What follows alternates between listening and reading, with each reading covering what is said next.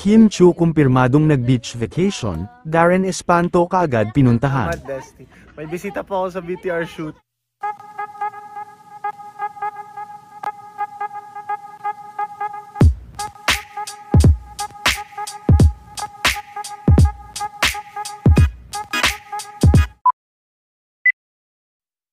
Matapos ang ilang araw ng hindi pagpasok ni Kim sa Showtime, ay nakabalik na nga ito kanina, at sa kanyang pagbabalik sa Showtime, ay kaagad naman itong hinirita ng mga biro nila Jong at ng mga Showtime host.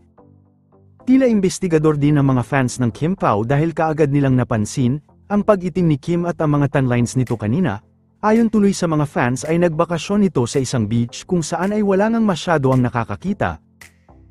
Kapansin-pansin din umano ang pendant na suot nito na tila galing din sa kanilang pinuntahan. Tila nagbago din umano si Kim at mas naging private na ito sa kanyang buhay ngayon. Hinala ng mga fans ay nagbalik ito sa Balesin, Maldives or Amanpulo umano.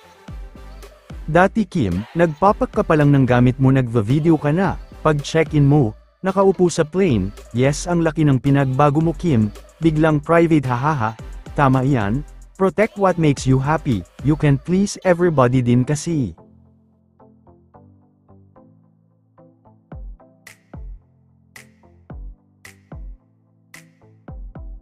Samantala matapos sa Showtime ay kaagad naman na pinuntahan ni Kim ang kanyang bestie na si Darren Espanto.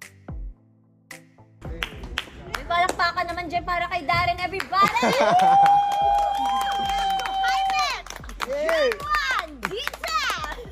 Ayon kay Kim ay sinusuportahan niya si Darren sa nalalapit na concert nito.